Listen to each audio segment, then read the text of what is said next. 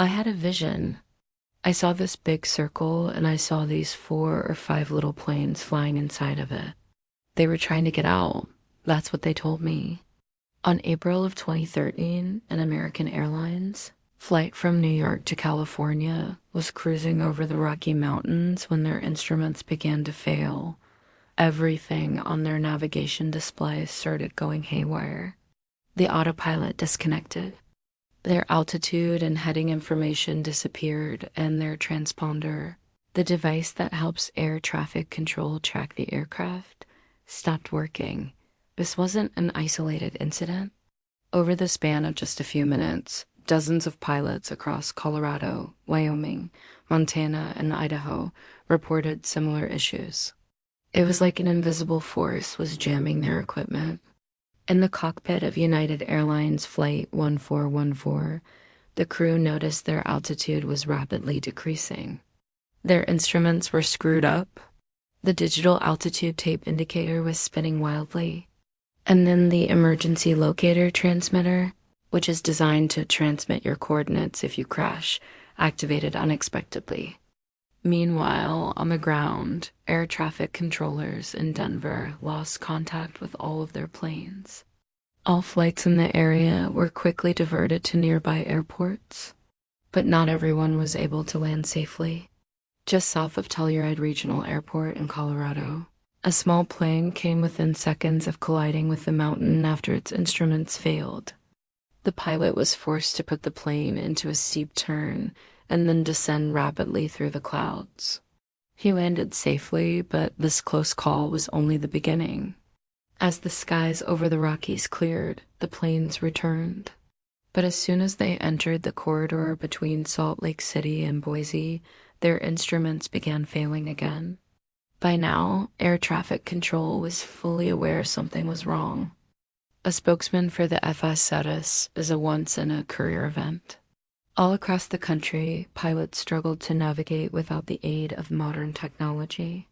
Some flew on autopilot until it disconnected. Others had to rely on older onboard systems.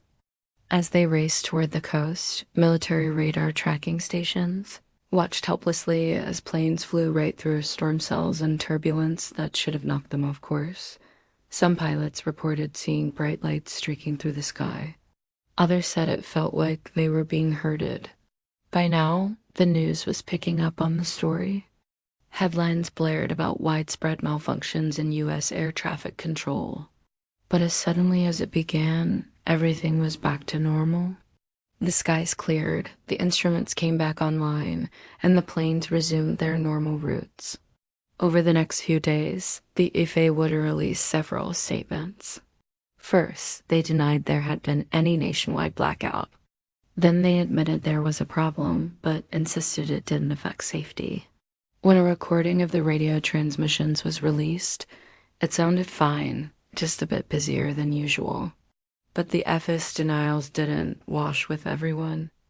Online conspiracy theorists insisted the agency was hiding something, pointing to the fact that 2 senators had introduced a bill barring the FAA from weaponizing counter-surveillance technology against American citizens. The senators said their bill was unrelated to the widespread outages, but conspiracy theorists weren't convinced. But in the end, the story was allowed to fade away, or so everyone thought. 6 weeks later, a pilot posted a video of his own recording to YouTube. He was flying his single-engine Cessna over Arizona when his headset was overcome with static. That's when he heard a deep, distorted voice repeating the same 3 words over and over again. At first, it sounded like gibberish, but after listening closely, some people believed they could make out the words, "fast approaching," before the transmission overwhelmed his headset entirely, and this wasn't the only recording the pilot made. After the initial transmission ended, he tried tuning his radio to a different frequency, but it picked up the same signal along with a strange pulsing tone. This tone eventually overcame his radio, rendering it useless, but thankfully he was able to land safely at the airport. The pilot who posted the video claimed the FAA had promised him compensation for the destroyed radio. But when he followed up, the agency said they owed him nothing. From that point forward, the pilot became an outspoken critic of the FAA. He spoke at congressional hearings and appeared on national television. He demanded answers from the FAA, but none were forthcoming. Then one day, the pilot vanished. In July of 2013, he left his home in Florida and took off in a Cessna. He was never seen again. His plane was never found. The last known coordinates of the missing aircraft came from the very same radio that had been destroyed by that mysterious transmission. When the FL was asked about the pilot's disappearance, they said they had no comment. But conspiracy theorists had plenty to say. Some believe the pilot had discovered more evidence of the blackout, and the government silenced him. Others think he was part of the blackout. To cover it up, the pilot knew too much and was eliminated. But these are just theories. There's no way to know what really happened to the pilot. And while speculation runs rampant, the reality is we may never know why the planes lost contact with ground control.